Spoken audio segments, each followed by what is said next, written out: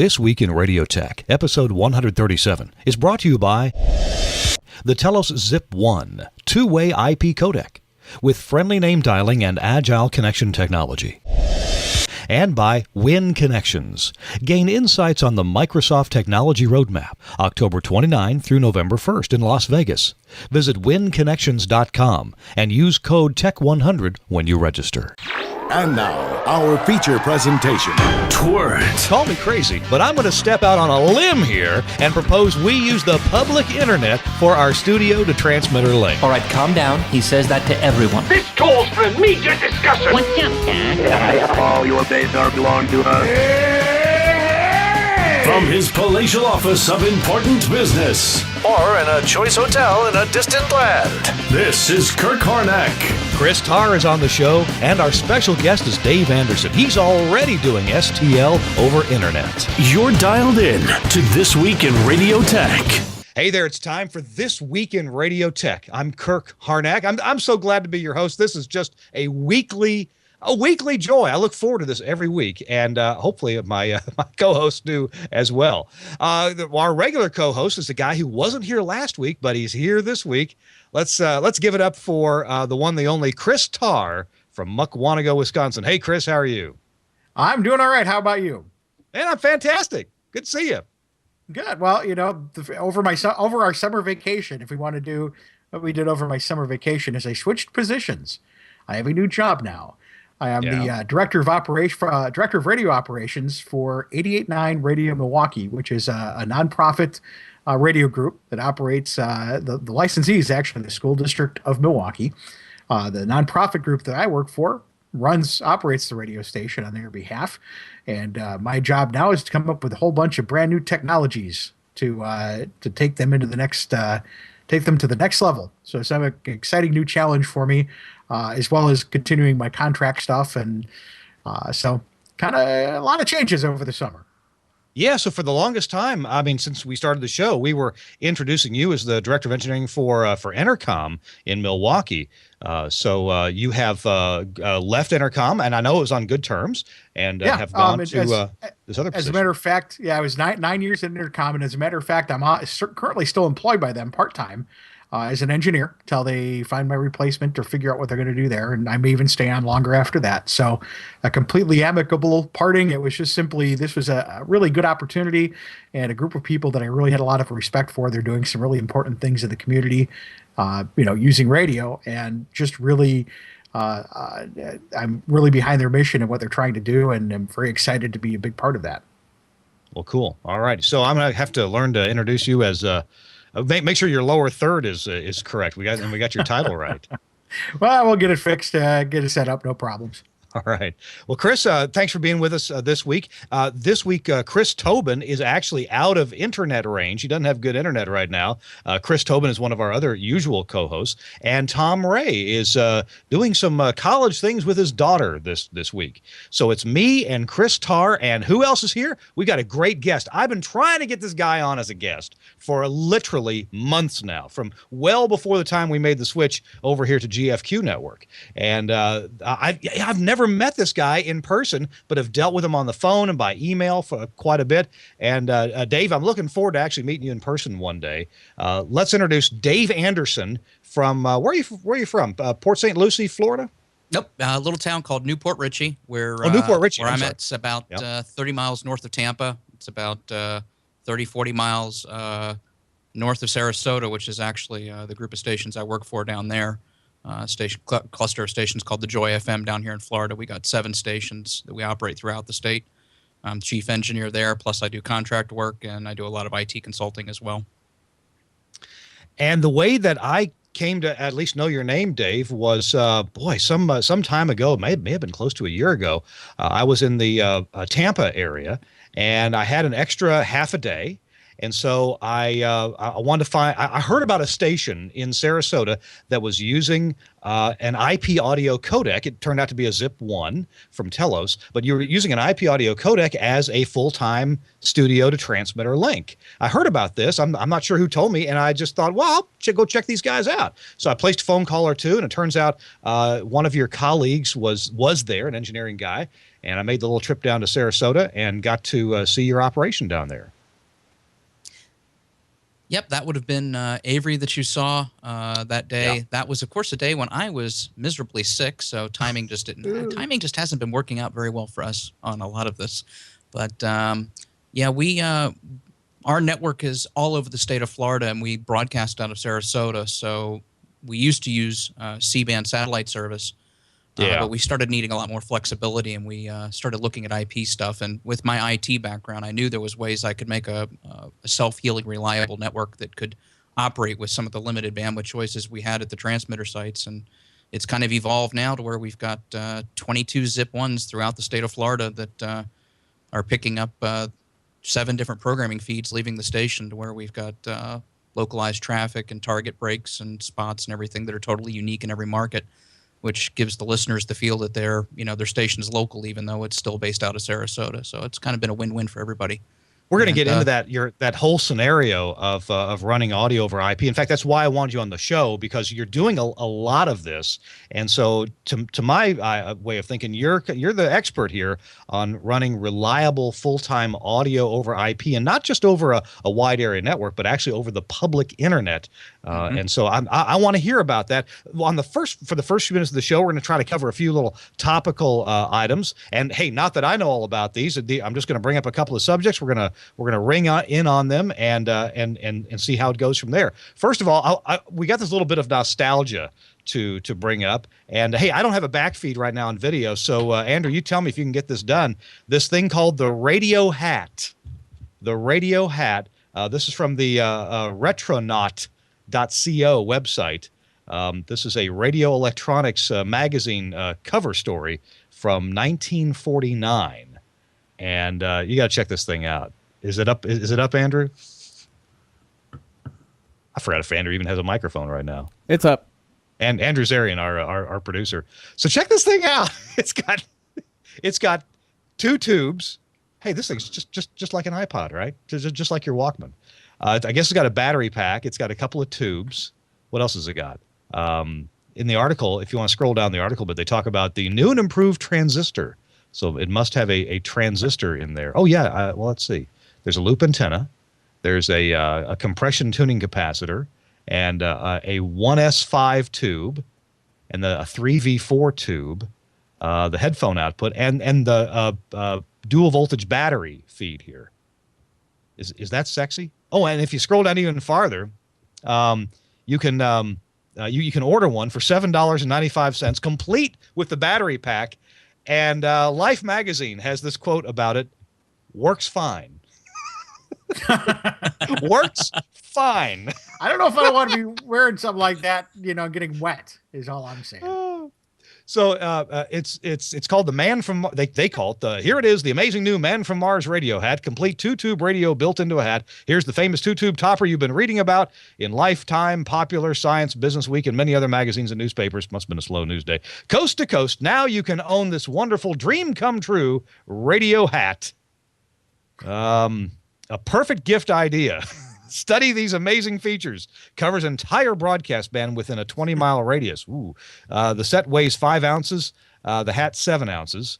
Conceals in the lining. Absolutely mobile. No extra aerial needed. It's got this loop on the back of your head. But no extra aerial after that. Volume and tone. Yeah, right. No extra aerial. Volume and tone equal to many portables. Regulation waterproof sun helmet. I didn't know those had regulations, but apparently they did. It's adjustable size and comes in many colors. I think I've seen a few guys wearing those at Hamfests. Really? Now here's the thing though: is it made of space age material? That's what I want. That would. Well, wait a minute. This was from 1949. Did they have space age materials then? Sure, they did. Did they? I thought we had to wait till the late 50s. We threw metal up into space. I mean, in 49, huh? I don't At least know. they were trying to get up there then. But that was the material we used. Oh man, yeah. I whenever you say radio hat, I'm with you there with Dave. It's if you ever go to the Ham Fest, you see the guys with the big hard hats with the big whip antennas coming out of the top. Oh yes, of course. Yeah. We like to call those birth control hats. We see them walking around, and that's the first thing I think of when I see radio hats. Oh gosh. Wow. Okay. The blast from the past. This is from the what was the website? Oh yeah, retronaut.co. Looks like fun. I'm gonna enjoy spending a little time on that website. So the other subject that I wanted to at least mention is the NAB Radio Show is going on right now in Dallas, Texas, and I had to make a decision to not go to it this year. I have for quite a few years in a row, only missed a couple of them in the last 10 years. And from what the feedback I'm hearing, this is a show that I should have gone to. We had a couple of years of really slow turnout at the NAB Radio Show, and I'm hearing back that things are looking up pretty well. Chris, Tarr, what have your sources mentioned anything from the radio show? Actually, yeah, and I've heard the same thing. I've heard a lot of vendors, a lot of people, and I think it's I think it's a good sign. Something that I think a lot of us have felt recently is kind of an uptick in the economy, especially when it comes to advertising. I see a lot of radio stations starting to spend a little bit more. For a while there was that huge freeze, and radio didn't spend anything for a couple of years. And as you can't really indefinitely put the spending on hold. So I think what happened is, we got through the couple of years there, and now it's time to replace some things, and there's a little more money to do that. So I think there's some interest in what's out there, and it's time to start looking at capital budgets for next year. And I think there's going to be some more spending. So I do think there's definitely some interest in what's out there. Dave, how about you? You got any friends at the NAB Radio Show? Yeah, I've got a couple of colleagues here in Tampa that are over there. I was talking to one of them earlier this afternoon, and he was telling me that it was definitely a much better showing that he's seen in the past, and there's even vendors have bigger presences there. So it's I think that Chris is right. I think a lot of the stations have just not been spending any money. Everybody's been on this capital freeze, and now that things are starting to come back up a little bit, we're starting to see some people willing to spend some money and get some things back up, and do things like IP audio and do some other cutting edge things. So it's starting to see a lot more of that happening. Some of the headlines, according to Paul McLean of Radio World, who of course is there, some of the headlines and topics of interest right now at the radio show are FM chips and cell phones. And there was seems like I read an editorial here in the last day or so saying that we don't need them. We don't need them. We don't need them. If somebody wants to get my station on their cell phone, they can stream it. There's an app for that.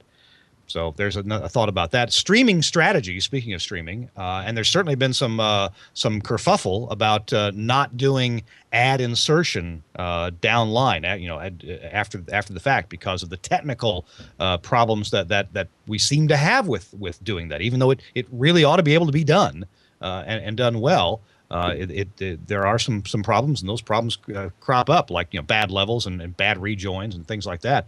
Also, another topic is who will buy the broadcast business from Harris. Harris Corporation, the big corporation, has said they're going to sell off the broadcast division. That was some months ago they announced that. So we have yet to see who's going to buy that. And then also another topic is whether to change some of the FCC's regulations to help out AM stations. And maybe I'm a little behind the times or skeptical. I just don't know how you do that. How do you help out AM stations now? I mean, the horses are all out of the barn. The band's filled up. There's lots of noise. There's lots of man-made noise from the mercury. CF lamps that we're supposed to be using, and LED fixtures and switch mode power supplies and all kinds of things like that. So I know I covered a lot of ground there, guys. Dave, you want to chime in on any of those subjects, from FM chips, streaming strategies, and who's going to buy Harris? Well, a fellow engineer here in Tampa just recently picked up a Fax 40 from Harris, and when he went up for the training on it, apparently Harris is still putting a lot into stuff. They've bought new CNC machines. They've been doing all sorts of stuff. Apparently, whoever ends up getting them is going to end up getting a fully functioning company. The staff up there is still very much wanting to keep moving forward, so that's a good sign for those of us that are Harris fans. Sure. without a doubt, that's a good sign.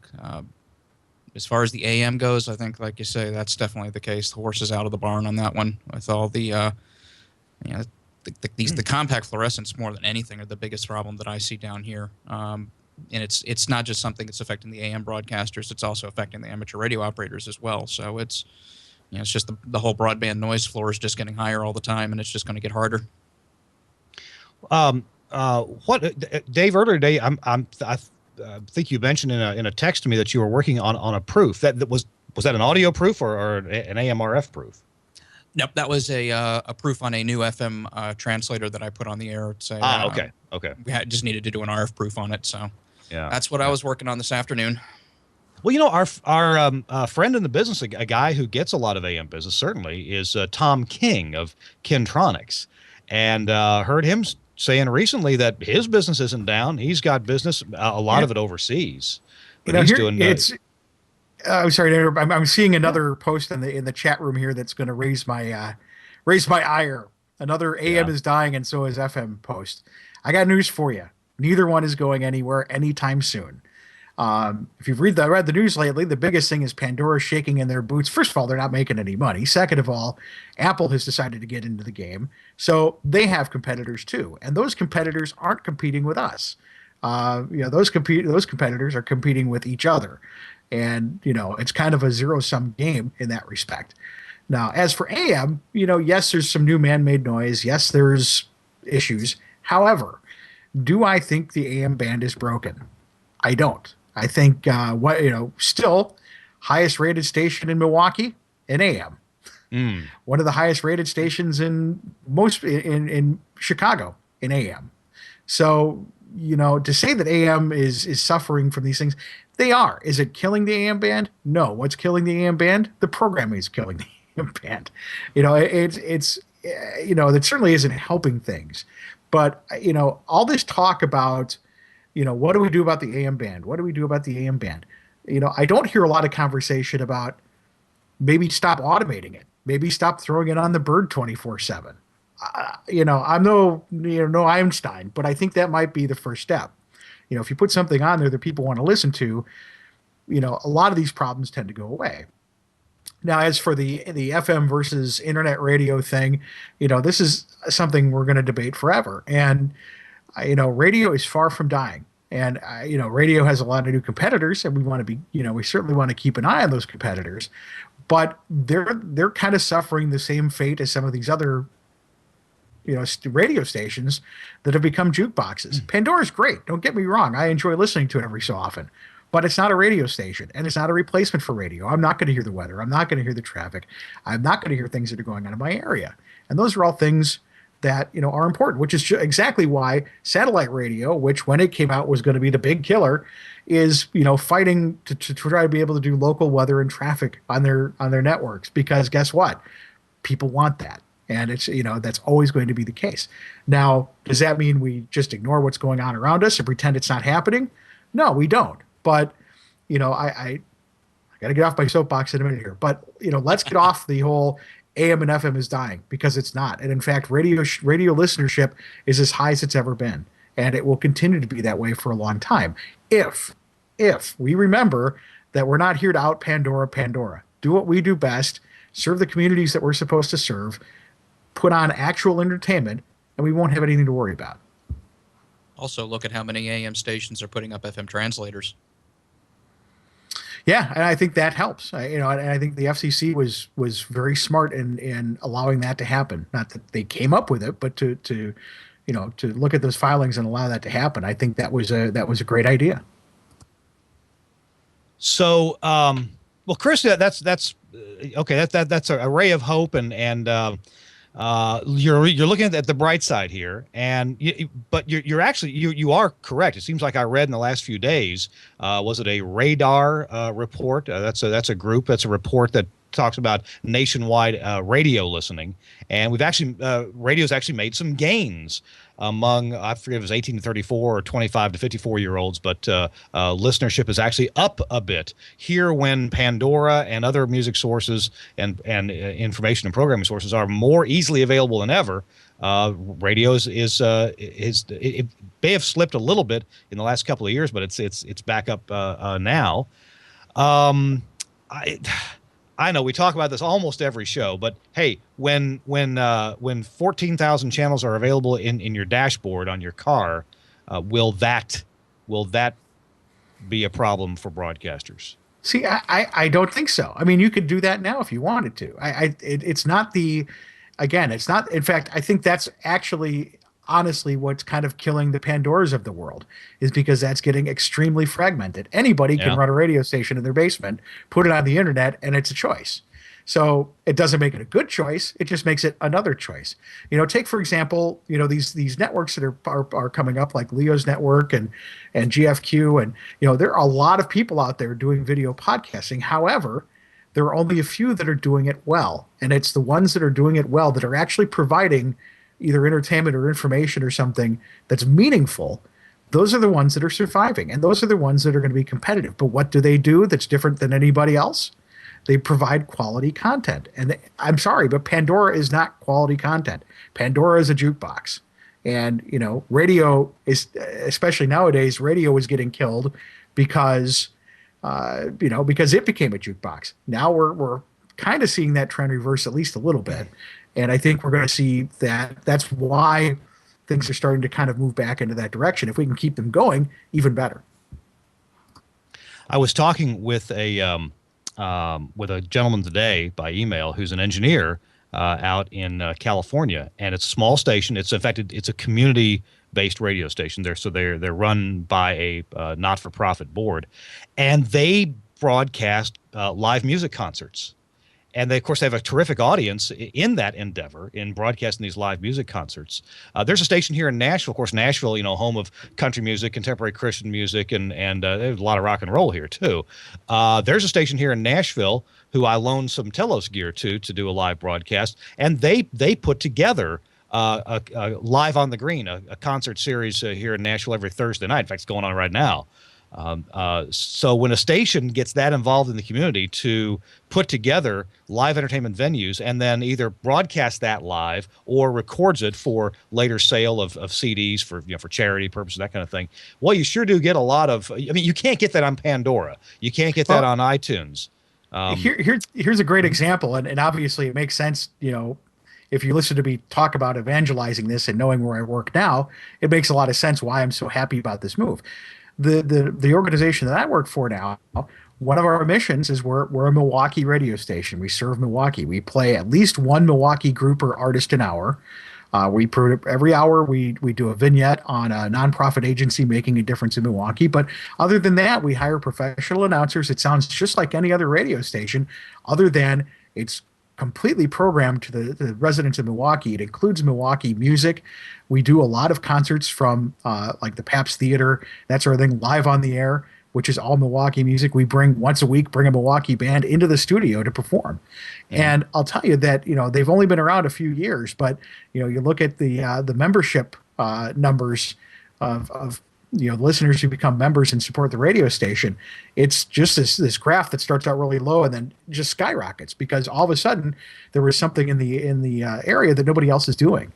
And so I can tell you for sure that it's kind of a build it and they will come kind of situation. You can support yourself and be super local and do things that nobody else is doing. You just have to make that leap to do it. It does take a business model to pay for that. And Chris, the station that you have moved to is listener supported, right? That is correct. Listener supported, and we have underwriters. Sure, underwriters, yeah. Ads, but they're not exactly ads. They are underwriting messages, sure. And they're not even there. And to be clear too, they're not even kind of fake sounding commercials that are they are actually live reads of we are brought to you by our members and this business. So they're not even, we don't try to pretend to even be commercials with those. Hey, Chris, earlier in the show, you mentioned that on your new job, there's a number of initiatives that you are working with this station very closely to, I understand there's a good deal of automation of audience databasing going on so that you can be in touch with your listeners, but also do it respectfully without, spamming them and so forth. I want to mention a sponsor of this this podcast, this episode of This Week in Radio Tech, and it's something that I would love to go to. I'm going to see if I can carve out some time to get to this. It's going to be right after the AES show. It's a program in Las Vegas called Win Connections. You can find out about this at winconnections.com. It's going on October 29th through November 1st, and it's at the Bellagio in Las Vegas. Now, I got to tell you, about 2 months ago, my wife and I got to stay for a couple of nights at the Bellagio, and we had a fantastic time. It's a great hotel, just an awesome place to stay, and it's right on the Strip. You're close to everything, well, as close as you can be in Las Vegas. It still takes a while to walk somewhere. But this Win Connections is something you could sign up for. You could save $100 right now by using the discount term Tech 100. That's capital T ECH 100 when you register at winconnections.com. Now let me tell you what's going to be there. Paul Thurrott is one of the headliners there. Also Mary Jo Foley. Now Paul Thurrott, is on this network on GFQ and does a show about Windows. I mean, this is the guy that runs the Win Super site. Connections Conferences brings IT pros and developers together with experts and their peers to answer your questions, strategize, and build relationships that will keep you and your company competitive in today's market. Now, you can attend sessions there that are relevant for today, and you can go back to your office then with practical tips and tricks that will improve your productivity and drive down costs, because now you're doing things right. You're putting this technology, server technology and client technology, to its best use. You're going to gain insights on the Microsoft technology roadmap, for example. Learn to automate tasks with PowerShell. You can secure your Active Directory from threats. That's important. Create a private cloud with System Center 2012. Manage the desktop experience with group policy. Troubleshoot network configurations much more easily now that you have this information. Optimize Hyper-V, and a lot more. There's always more. Plus, you're going to learn what's new and upgraded features that are making compelling case for upgrading to Windows Server 2012. You'll get discussions on Windows 8 and the roadmap of new Microsoft technologies that are coming up even after Windows 8. So check it out, please, on the web at winconnections.com. Save $100 on registration by using Tech 100, Tech 100, when you register. That's, again, at the Bellagio, October 29th through November 1st. Chris, you ought to go to that. You'd probably be teaching them. I don't know if I'd go that far, but it sounds pretty interesting, actually.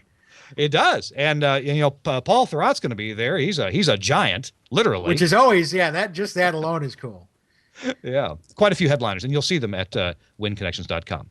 Hey, thanks for tuning in. You are watching or listening to This Week in Radio Tech. It's our 137th episode. I'm Kirk Harnack, your host. I didn't say at the beginning, my disclaimer, I work for the folks at Telos, Omnia, and Axia, and Linear Acoustic, the Telos Alliance. I also am part owner of some radio stations. I own about 9 radio stations in the U.S. and in American Samoa, which is part of the U.S., but anyway, it's a long ways off.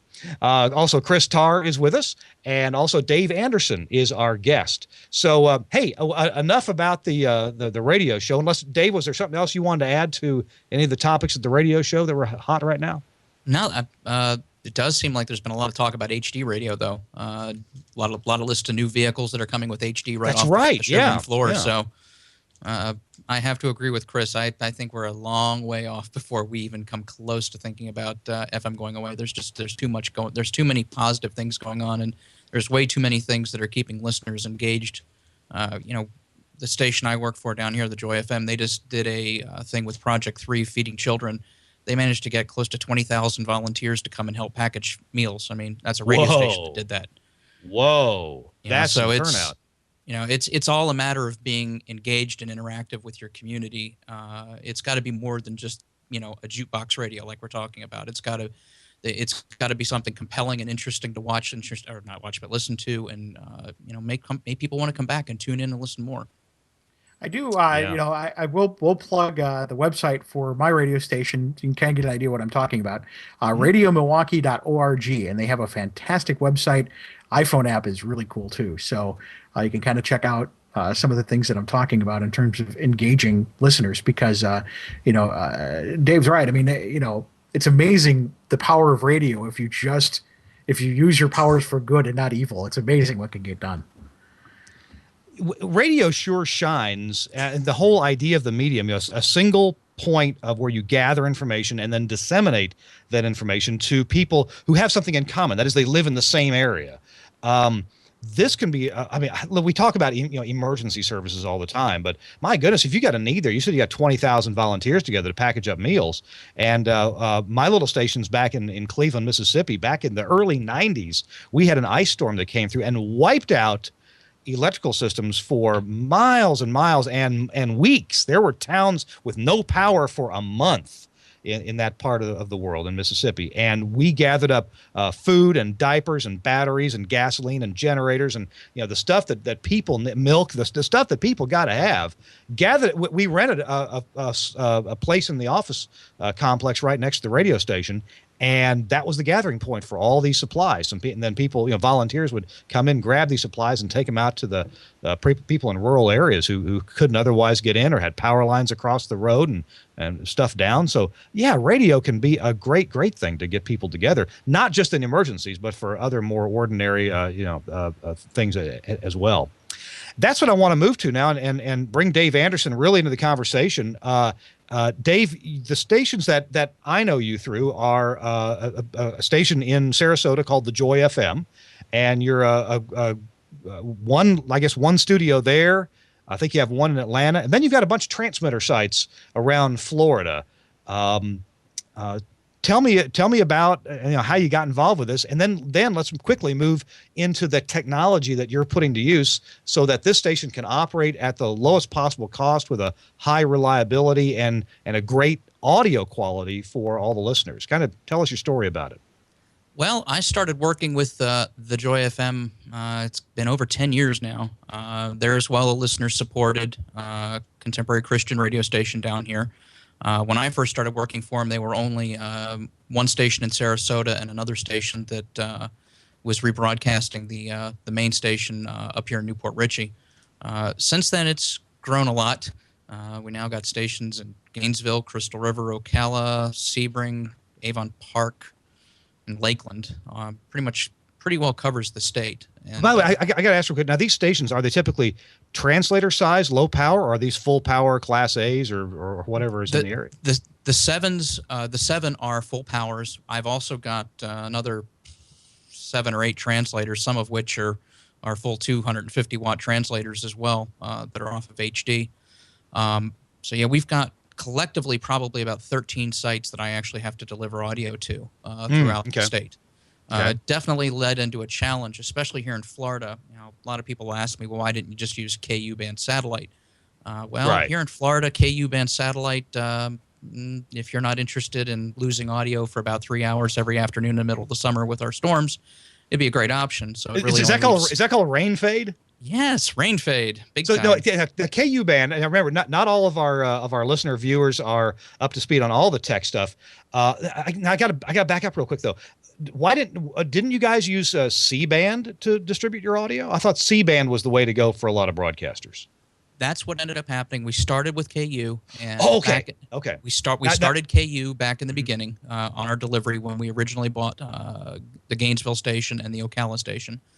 We went to KU band and we're using, of all things, ISDN as backup for whenever it would rain fade, but that got real expensive real quick. We then migrated over to C band. The problem I run into at C band is that a lot of the locations where we have transmitters at just don't have the real estate, or if they have the real estate, they want a mint for a 10 to 15 foot satellite dish, 3.5 meter dish. Yeah. So now, and let's see. KU band is a higher frequency. It's is it 10 or 11 gigahertz? Is that the general range? KU's 24, if I remember. I thought that was the uplink, but the downlink was more in the the downlink's down 10 or 10. Where C band's down in the 4 gig range. Right. So when you have a radio wave that is, and the higher in frequency you get, the shorter the radio wave. And when the radio wave gets as short as you have at 10, 11, 12 gigahertz, this is about the size of a raindrop. And so whenever you have raindrops, or in the weather biz, we call them hydrometeors, then those absorb the radio signal really well. And so now you've got a problem if there's a thunderstorm over the uplink site sending signal up to the satellite, well, you've got a problem there because now you can crank the power up to overcome it to some degree, but you've got to crank more power up to hit the satellite with your uplink signal. And then on the downlink side, you have no control over that.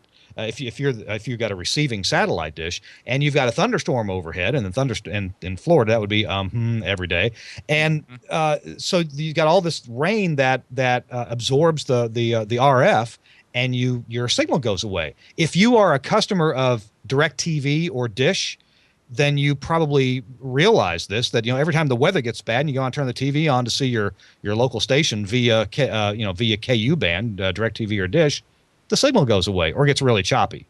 And that's the problem with KU band. And C band, well, C band is better in that it doesn't suffer as much from rain fade. It's a longer wavelength that the rain doesn't affect it as badly, but you got to have a bigger dish to have the same gain as you would with a smaller KU band dish. So this big dish, it's got to be about a 3 meter, 3.3 meter, 3.5 meter dish. This is a big honking dish, and you're right, it does take up some real estate. So that's a problem. And I'm sorry to butt in, but I wanted to get that explained. We never had really talked about on the show before the difference between C band and KU band, and what are some of the things that affect the transmission and reception of those things. So, back to you, Dave.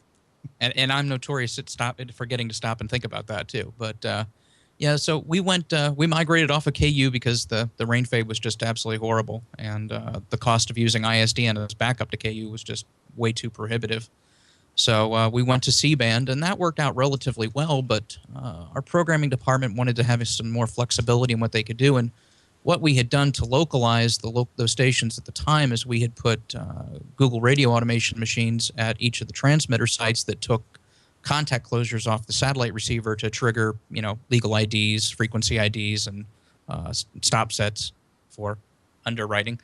And that worked out fairly well. The problem is you're dealing with an awful lot of computer technology that's out at a transmitter site. In the case of the Google Radio Automation days, you're dealing with two computers. You had a central server and a playback computer that then you had to do switching and all this sorts of stuff in order to get it. Plus, you still had to have a way of getting your updated material from the studio to all these remote sites via IP, so that the stop sets and all would have the latest things. And it was a lot of technology in the field that was away from people that could work on it easily. You were in some markets, you were customizing the IDs and the commercials for a market, but that had to be done at the transmitter site?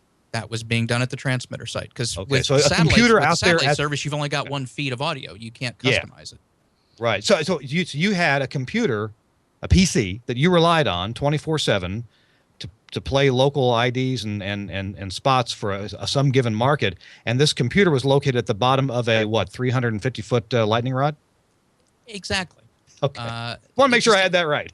Yeah, and in the case of the Google software, it wasn't just one machine; it was two machines, because you also had to have a server to go with it. So it was two computers that were sitting there. Some of them at high power AM sites, and anybody that's worked at high power AM sites know that computers and high power AM don't go very well together. Not when the mouse starts moving around on its own and just weird things happen. It's just not a very reliable location. So, right. I had gotten into radio out of college, got out of radio for a little bit, got into the IT world because that was really what I was into, and then I got looped back into radio somehow or another. And I took what I knew from the IT world, from having been an engineer for an internet service provider, and I said, you know what? We can get reliable IP over the public internet to these sites if it's done right. And that's when I said, okay, well, now we need to find an IP codec that's actually going to work and work well. And there's a lot of them that are out on the market. There's pros and cons to all of them. I know that with fans of a particular codec or another, it's like Ford versus Chevy. You either hate it or you love it. But, it's the way it goes. And listen, you recently wrote a nice article in Radio World. You guys chose the Telus Zip 1, and I appreciate that. Although this show is not to be a commercial for the Telus Zip 1, I'm really curious in something that you just said just before that. And you said you can make the public internet reliable if you do it right. And if you do it right, that is a really big question mark in my head. I mean, plenty of engineers I know would say no. No, you never use the public internet for an STL, something you're going to rely upon, something that your dollar income stream absolutely depends on. So, Dave, could you expound a little bit or a lot of bit on what does that mean if you do it right? This is going to take multiple episodes to cover. Okay. But well, let's get an overview of what you're doing, because obviously the station's very happy with the reliability that they get at their transmitter sites. Oh, very happy. The listeners are happy with the sound. So I'll start at the studio. We're fortunate enough at our studio in Sarasota, we've got fiber-based internet. That's our primary connection. It being fiber, it's very reliable. 5 nines uptime. As a matter of fact, I think last year we had 6 minutes of downtime for an entire year. It was very reliable. Then I've got a backup connection that's 20 megabits symmetrical, 20 meg down, 20 meg up, that's brought to us via a wireless internet carrier. Help me, if you don't mind, can you tell me who the provider is for the fiber? The provider with the fiber is Fios, Verizon Fios, their business service. Okay, all right. It's a business level service, and then you just mentioned the symmetric 20 megabit from a wireless carrier. Yes, that is a company down here in Florida called Rapid Systems. They bring fiber to tower sites, and then they put wireless microwave radios. They use a lot of the Ubiquity line. A lot of guys that work in this industry have heard of Ubiquity. It's pretty common stuff. So they're using some rockets to point microwave paths from their tower site to our STL tower, and that gives us 20 meg symmetrical with a handful of static IPs, which works out well. Okay, so that's 2 connections. That's 2. That's our main site. Then at all of our remote sites, you're in the middle of the sticks in most cases at the transmitter site, so you're up to what you can get. Sometimes you can get cable. Sometimes you have to do DSL. Sometimes at a couple of the sites, my backup connection's actually 4G over Verizon Wireless. But what I do is at all of my remote sites is I have 2 connections. The primary connection, generally speaking, it's very well protected. It's got polyphasor transtector protectors on it to make sure that the gear doesn't get blown up when lightning happens. Okay. Or if it's like a cable modem, I'll put fiber converters on the Ethernet between the modem in my gear and put the cable modem in an exterior enclosure outside the building so that the cable tech can modem get to it and work on it. Okay, the cable modem goes outside so the tech can work on it. And then what kind of fiber, what do you do again to break the copper of the Ethernet and have fiber between there? What you can get is they make these little boxes that are called fiber Ethernet transceivers that basically have got a 10, 100, or gigabit, depending on the models you buy, Ethernet port on it, and then it has a fiber connector, maybe SC or ST. And then you can buy a hunk of multi-mode fiber, and you put one on each end, and it basically acts like a transparent bridge over fiber.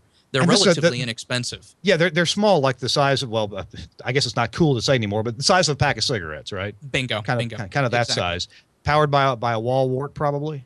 Yep, powered by a little, most of them nowadays they're going with the energy-efficient wall warts. So you'll put one of those at the actual connection. You'll put one at your router, and luckily electricity doesn't travel down glass, so you give yourself a nice electrical isolation from everything. All right. And that actually works out real well in preventing things. And you, like I say, you put the polyphasor on your coax line or on your phone line coming in, and you can usually keep most of the gear from blowing up. Now, what I've had happen at a couple of the sites is I've actually had the polyphasor survive, but I've had the copper from the twisted pair on DSL actually melt out of the jacket of the cable.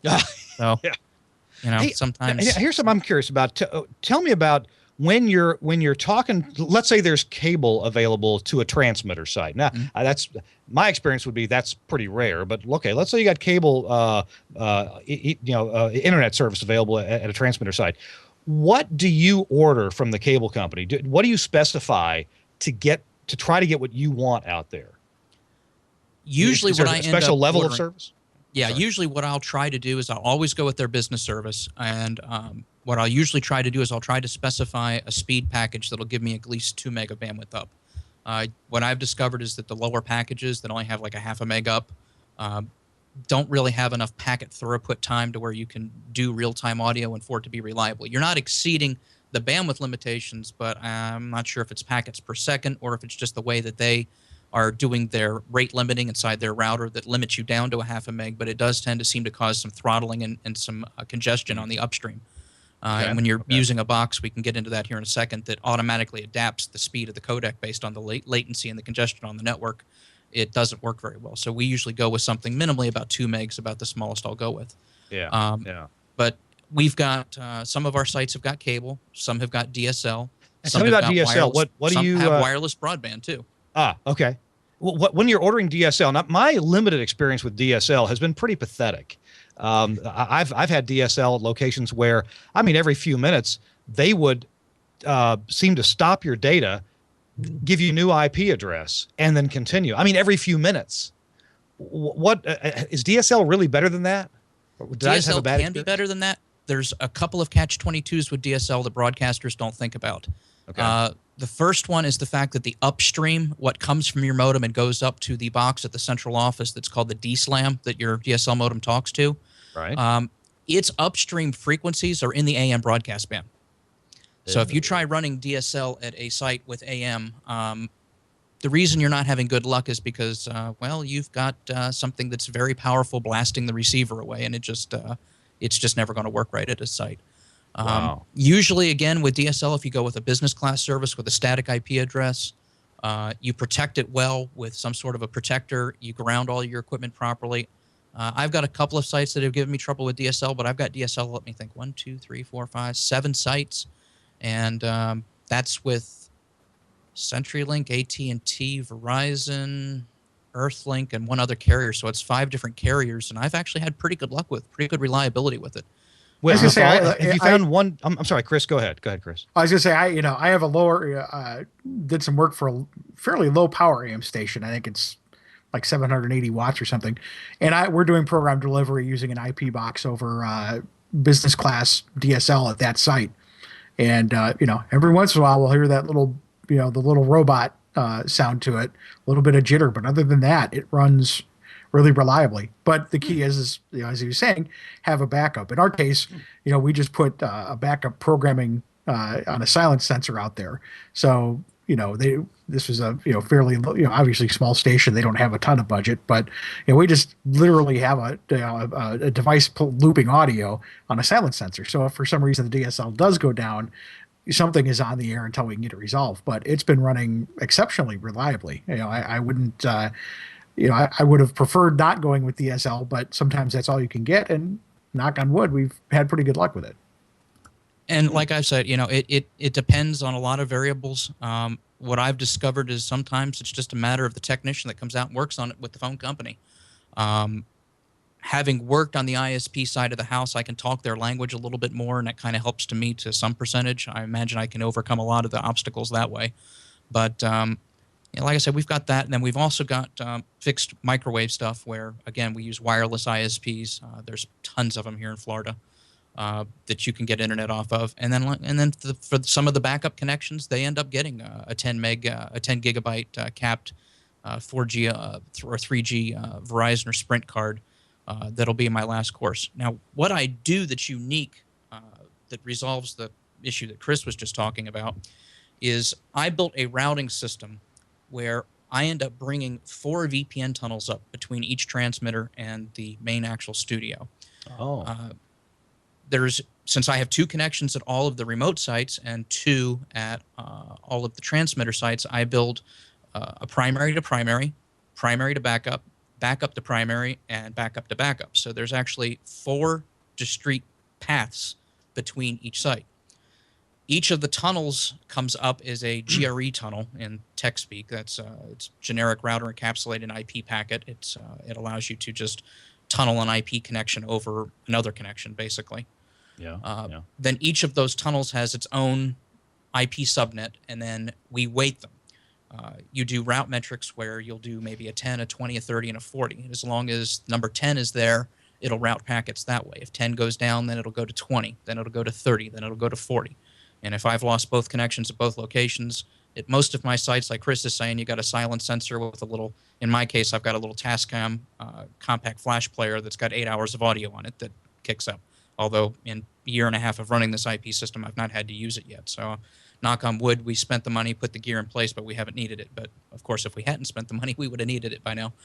But with that particular routing system in place, it's worked out very well for us. It's given us the reliability that we need to where if a connection goes down, I'm running scripts in the router that monitor packet loss.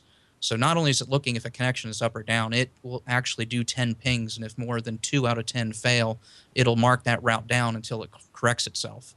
Wow. Okay. there's several ways you can do this. In Cisco, it's called IPSLA.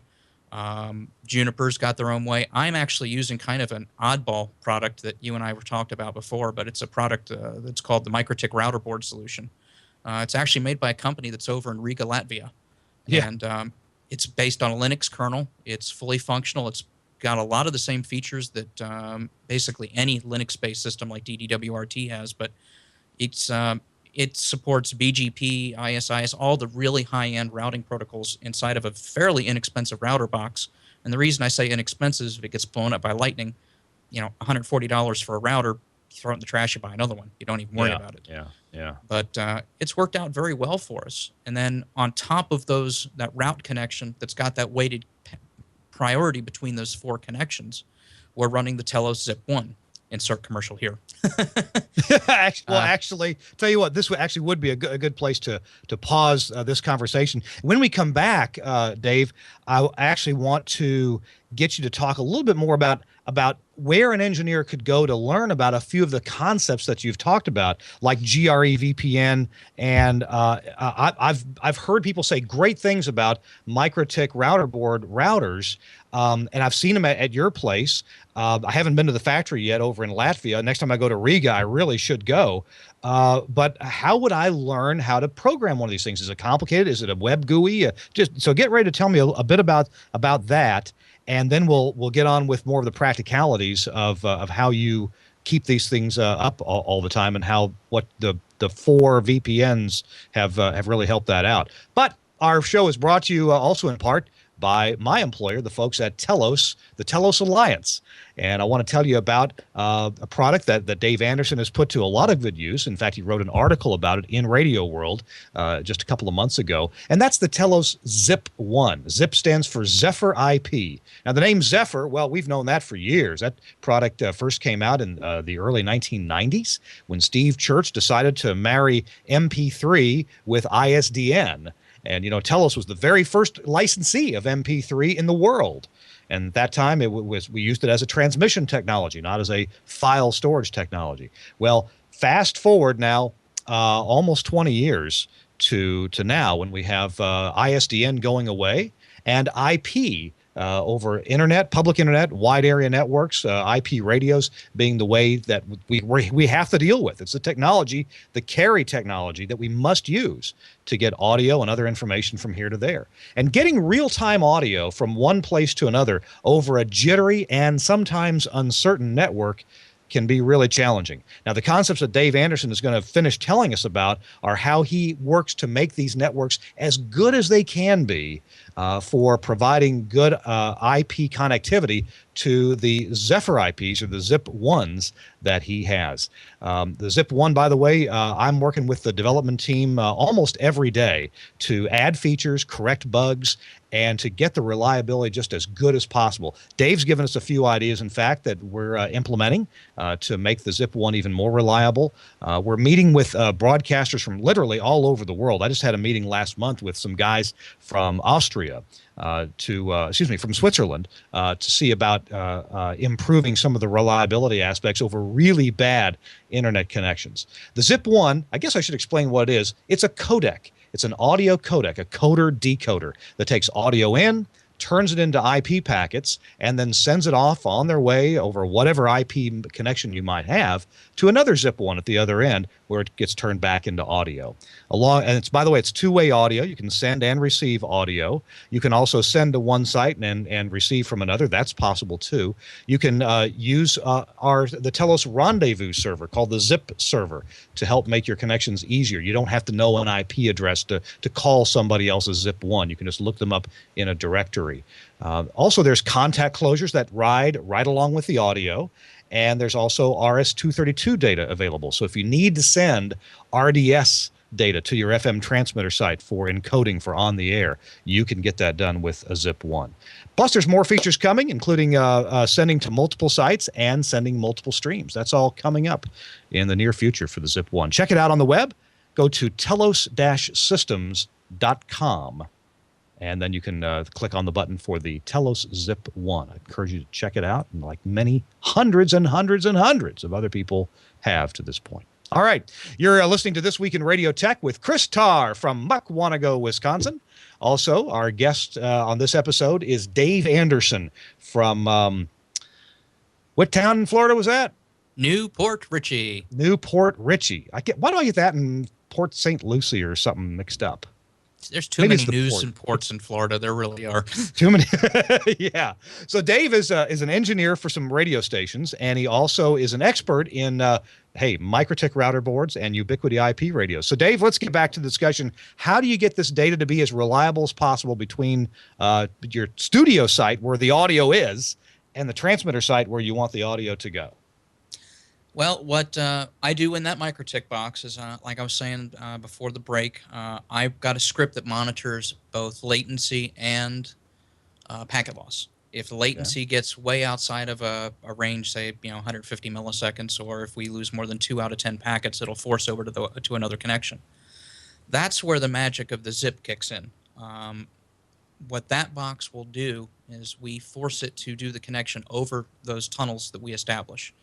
Since there's 4 potential tunnels, the one the highest route metric wins, the zip doesn't see the 4 different tunnels. As far as it's concerned, it's just one tunnel that just switched. That's basically how the backbone of the internet works anyway. You've got multiple routers that connect together with different weights, and whether or not it's shortest path between 2 sites that routes it, or, there's also hot potato, cold potato routing. There's all sorts of other decisions that go into there. But the zip basically says, okay, I'm going to connect to this box at the remote site, and I'm going to establish the connection. And we're using 320 kb per second AAC, which is a very clean codec. Oh, yeah. We actually had a blind test in our studio, and I dared our program director and a few other people to tell me which source was which. No one could tell. I mean, they could not really guess which one was the original source CD or which was at 320K. I imagine there's some audiophiles watching that probably could identify the differences, but for considering most of this stuff is going to be rammed into an FM transmitter that's going to have to deal with the pre-emphasis anyway, the listener's not going to really hear it.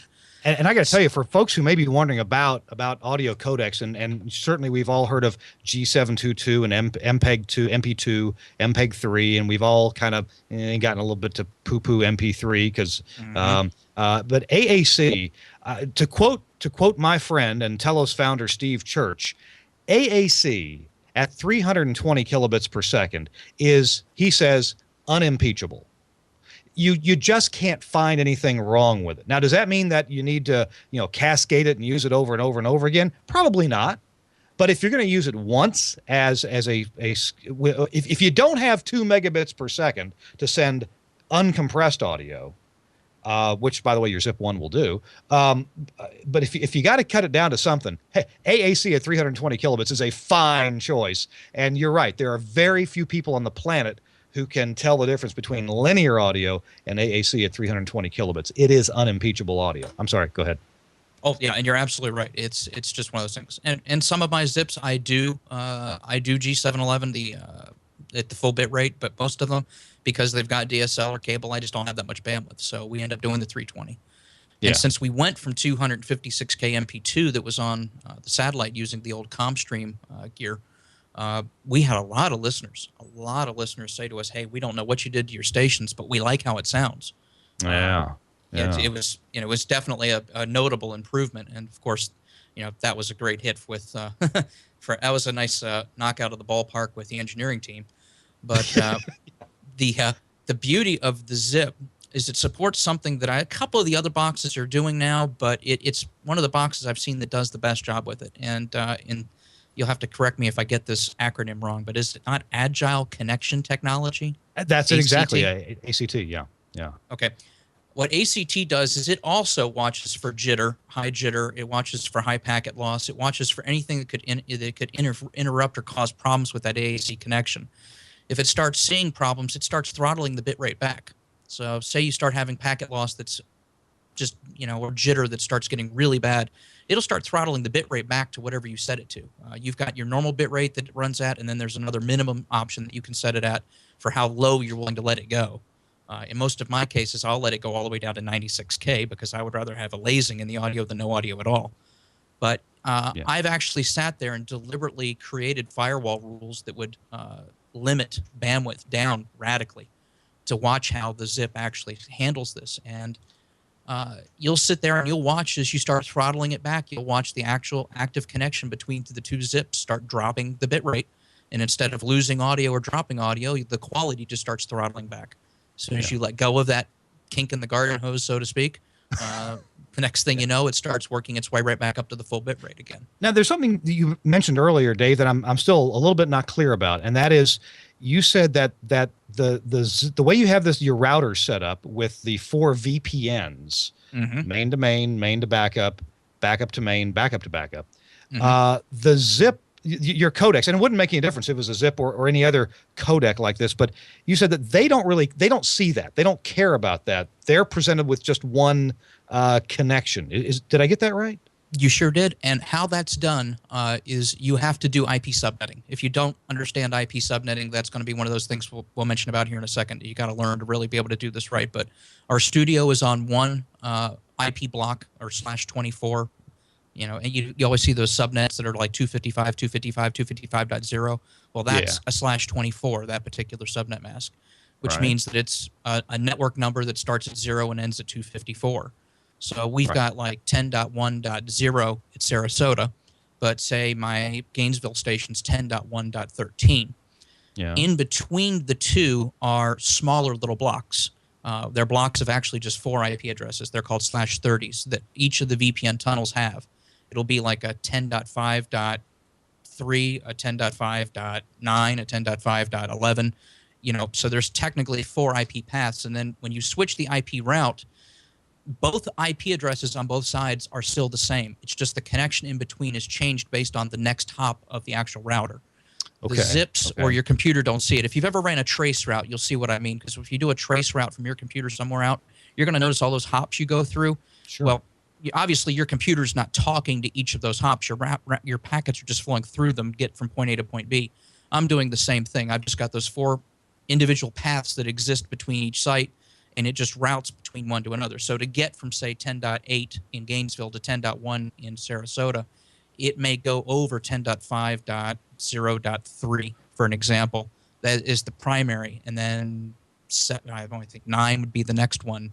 And it just routes over that. So if I do trace routes every time it changes the connection, I'll see a different in-between hop. That hop that's actually carrying it would be a different IP address. But as far as the zip is concerned, it's on the same IP address. It's on the same subnet. Nothing else has happened.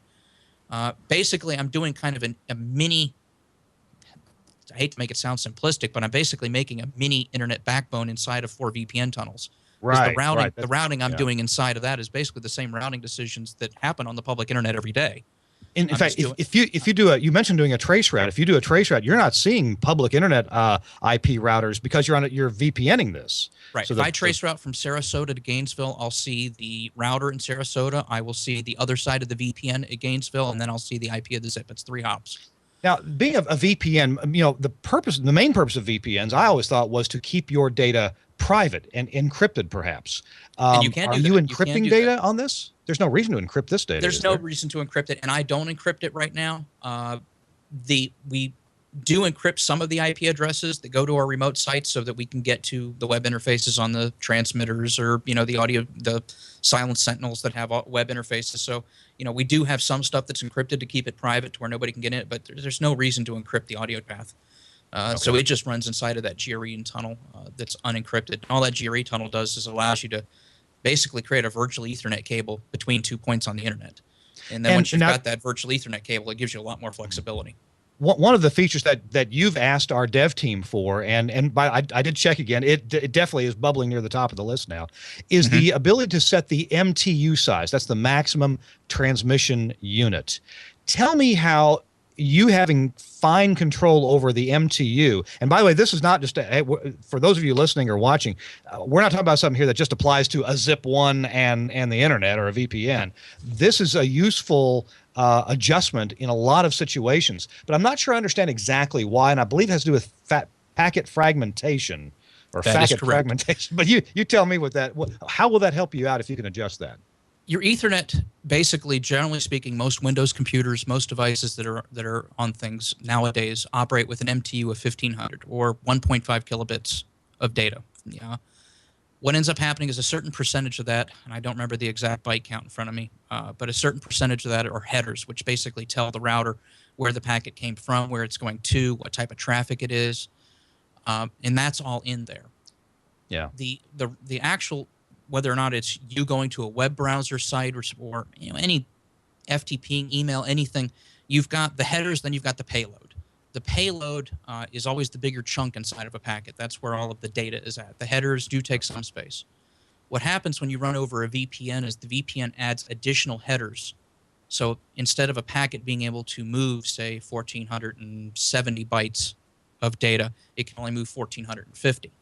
So what ends up happening is the zip or your computer, whatever, it's sitting out there saying that every packet I send out is going to have a payload of 1,470. Well, if the path between point A and point B can only support 1,450, the router has to fragment it. Okay. So what would you like to be able to set the MTU at coming out of an IP codec and going into a VPN? It's going to have to be flexible based on the type of VPN that it is. Some VPNs take more header space, some take others. But if we could go in and actually be able to say, instead of the normal payload of being, say, 1472, if we could take the payload down to, say, 1450, what that would do is right now, say audio is going from Sarasota to Gainesville. As it hits the router says, okay, this is too big. So instead of it being one packet, it has to split the packet in two. It makes one packet that's as full as it can be, and then another one that may just have 20 bytes of data. So it ends up doubling your packet per second load because it had to fragment it. Right. If I can lower the MTU down to where it's below the threshold of the actual VPN connection, what will end up happening is it'll no longer fragment, which means that then instead of having a big packet, little packet, big packet, little packet, it'll just be a continuous stream of big packets, which will actually reduce the packets per second that the router has to handle. It'll reduce jitter, it'll reduce a lot of other things, and it'll, generally speaking, for most people that are trying to run this over a VPN, they'll have a better experience with it. So when you have a VPN, and let's imagine that you set the MTU at, 1,200 bytes, can you tell the VPN, hey, once the end of this 1,200 byte packet comes along, then that's the end of your packet too, Mr. VPN. Don't wait for the next packet to cram it into your packet. That's where being able to set it on the end device. Generally speaking, it's set on the end device. The end device determines based on its access media. In the case of Ethernet, it's 1,500. Okay. But you take some of you guys out there that may have DSL service as a prime example. Your DSL modem may connect over a technology called PPPoE or PPP over Ethernet. Right. That takes 8 bytes out of every frame. So the most you can fit in any payload is 9 bytes less. So you fragment there. But what usually happens is your router will tell your computer to not send anything bigger than that MTU size. If you run one of these web optimizers on your PC, the web optimizer will automatically drop the MTU on your computer to the lower level to stop it. That's kind of the same situation that we need with the zip. We need that option in there to where we can say, hey, I don't want any packets beyond this size to ever leave the Ethernet port, and then it will never fragment, and then you don't have all the additional problems that come with the packet fragmentation. Wow. Some other newer technologies, gigabit Ethernet, its MTU can be 9,000 bytes, but most of the routable world of the internet is still down at the 1,500 world because it's in the Ethernet world. One of these days, you'll probably see that value go higher as gigabit is more deployed and MLPS is more designed on the internet, on the backbone routers. You can get away with a higher MTU, but generally speaking, you can't. Another advantage to the higher MTU is you can move a lot more data in a short amount of time with less packets, is a general rule of thumb. You got to figure if you've only got 1,500 bytes per packet, how many packets you have to move 1 megabyte of data compared to, say, if you had 9,000. It's much, much less packets. And in the world of moving packets, how fast your processor and your router goes, or how fast the backplane of a router can switch is going to determine how much data the router can move. It's usually not how many megabits it can move, it's how many packets per second. I've seen guys that have routers that can handle 200 or 300 meg, but if you start slamming the router with a really high packet per second count, the router starts crumbling. It just can't keep up with it. And that's may actually be part of what you're experiencing earlier in the show when you were talking about problems with you dropping out. That may be part of your problem, is that the router's not being able to keep up with the PPS load. Gotcha. But the combination of the router, the combination of doing the tunnels with the route selection and using a codec that has the ability to automatically throttle has put us into a mode to where we've just had extremely reliable service. With the two connections, a couple weeks ago, we had a cable connection go at one of our sites. And I got the email from the router, hey, the primary connection's down. So I picked up the phone and called the carrier and told them to head out and take a look at it. And life went on.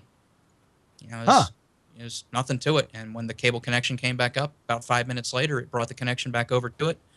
So I didn't even have to go out to the site. So it brought the connection over it brought the connection back over to the one you preferred because of the waiting that you got set up? That's correct. Wow. I got so much to learn. And Dave, I wish we had more time. I'd love to have you back on another episode. But if engineers want to try to catch up on some of the concepts that you've talked about, is there a single source, or are people going to need to read a few different white papers or router manuals? Where can people get an idea of what you already know and have put in place?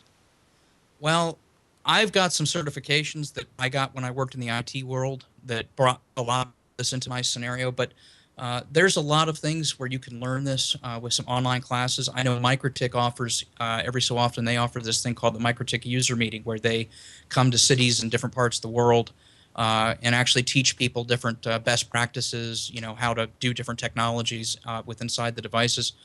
A lot of the basics for understanding IP routing when it comes to this stuff is really stuff that you can learn just by learn how IP subnetting works, learn how, there's no real preferred source because there's so many of them these days. Mm-hmm. I used to sit back and say that getting your certification was the best way. Unfortunately, nowadays things are moving so fast, the certifications are usually a generation or two behind what's currently going on. A friend of mine just got his Cisco certification. He had to take his hat off going for those classes because what he was doing in the field was already way beyond what they were teaching in the class. So he was running into that problem of having to go back in time to figure out what the right answer for a question was. But usually nowadays there's enough resources on the web where learn IP subnetting. That's going to be your biggest hassle if you want to start learning how to do this stuff. Because a lot of guys just don't understand what that subnet mask does. And that subnet mask does so much that if you understand that one basic thing, a lot of the other things as far as routing goes tend to start making sense. Okay. It's just one of those things. But like I say, it's worked out well for us. I know some other guys here locally in the Tampa market that are doing it as well. We've got a couple of AMs that have recently moved over to IP STL as well. Mm-hmm. And I think that we're going to start seeing it. Plus, the reliability of internet connections as a whole is getting better. Within the world of cable, you've got DOCSIS 3.0, which is the newer cable modem communication method. It's more reliable than the old standard. You've got ADSL2 now, which uses 2 pairs instead of 1. So if you lose a pair, your connection doesn't go down. You just lose half your speed. There's a lot of newer technology inside of the delivery systems that are coming out that I think are going to make this even more and more attractive as time goes down the road. And once that starts becoming more commonplace, it'll be easier. But the thing that I run into more often is a lot of the engineers stuck working on this just don't understand the technology. And that's where I do a lot of my consulting work. I'll run into a guy that has a basic IT understanding, but I need to do this over this particular type of a connection, and I've got this wireless microwave path in place, or I've got a Mosley LAN extender on my network. How do I make this work? And it's sometimes is challenging, but grasping the beginnings is the thing. For one of your next things, I can have a list of some good resources that folks can look at. I can't come up with any off the top of my head right now, but I can come up with a list of stuff that you can post that would be some good starting points for people to be able to read more, get a better understanding. And then, of course, obviously anybody can, always drop me an email. If I had $1 for every time I've helped people with answering the questions that seem amassable but are usually pretty simple, it's no big deal. But Dave, find yourself other people locally in your markets that are good at it as well. That helps out too. If somebody wants to follow you, I don't know if you're on Twitter, Facebook, if somebody wants to see your company where you distribute some IT products, where would you prefer that people get in touch with you? For the products that we offer, I would probably say Fab Corp, which is that's the company that I own. It's Fleeman, Anderson, and Burb, or it's fab-corp.com. I'll put it up here in the chat window so that Andrew can see it. But we offer full lines of the different microwave IP path technologies. We're full line Mikrotik, Ubiquity distributor, and it's I do a lot of planning of stuff with guys where they build star topology networks. We just did one out in Fort Worth for a couple of stations out there where they wanted to have multiple paths between all of their sites because he wanted redundancy all in the air. And, we managed to get him 25, 35 meg between all of his sites. So he's doing live wire directly to his transmitter sites. Oh, my goodness. So, wow. It's the bandwidth is there, especially with a lot of this newer stuff where you can do TDMA in the microwave bands. You can get 2-3 millisecond latency over 20 miles and not even blink an eye. Wow. So there's a lot of stuff out there that can work with this. You don't necessarily always have to use the telephone company. I guess that would be the big thing that I would have to say is out of all of my sites here in Florida, my primary connections are broadband microwave at 6 of them. And that helps tremendously because, as long as you protect the gear on the tower with shielded Ethernet cable and things like that, you don't have to deal with the phone company. It's a lot better when it's gear that's in your realm and it's gear that you can work with. And as inexpensive as the stuff is nowadays, you just keep spares laying around. If it gets blown up, you just replace it. It's a lot cheaper than a Mosley Starlink, I'll tell you that. Yeah, yeah. But, so for folks to reach you, it's fab-corp.com. That's correct. All right. Dave, thank you so much for being with us. Also want to thank Chris Tarr for being with us. Chris, you still there, buddy? You still awake? I'm still here. All right, good. I wish you a really good luck at good time at your new station. And I think the three of us need to get together again on this show after we've all gone home and done our homework. After I get me a Mikrotik router board and install that here, maybe I'll be able to program it better and have a really good connection back to the GFQ network. Dave, will you help me out a little bit if I need to program a router? Oh, absolutely. Absolutely. Okay. Never a problem. All righty. Cool. All right, Dave's going to hang around the chat room for just a few minutes, and we're gonna go. So, Chris Tarr, thanks for being with us. We'll see you next week, I hope. This has been episode 137 of This Week in Radio Tech. Our show has been brought to you by a couple of fine sponsors. One of them is my employer, Telos Alliance, online at telosalliance.com. Also brought to you by winconnections.com. Win Connections going on at the Bellagio in Las Vegas, October 29th through November 1st. Check them out on the web at winconnections.com. Thanks to the GFQ Network, and we're going to see you next week on This Week in Radio Tech. Bye-bye, everybody. That's all the bandwidth we can pilfer this week. Another twit has propagated, and all the transmitters and audio equipment live happily ever after, thanks to the handsome engineer and his kind, benevolent care. We'll be back next week. Lord willing and the creek don't rise. This Week in Radio Tech. Subscribe to iTunes and you'll never miss a show. Search for This Week in Radio Tech in the iTunes Store. Soliciting is strictly encouraged. If you like today's show, tell a friend. If you didn't like it, we were never here. Kirk Harnack's wardrobe provided by the Salvation Army and the Red Cross Disaster Relief Services. Hair and makeup provided by Penelope Garcia Hernandez Weinberg. He's unique, wouldn't you say? I just want to get it over with. This ends this transmission. Tango, Whiskey, India, Romeo, Tango. Signing off. Okay.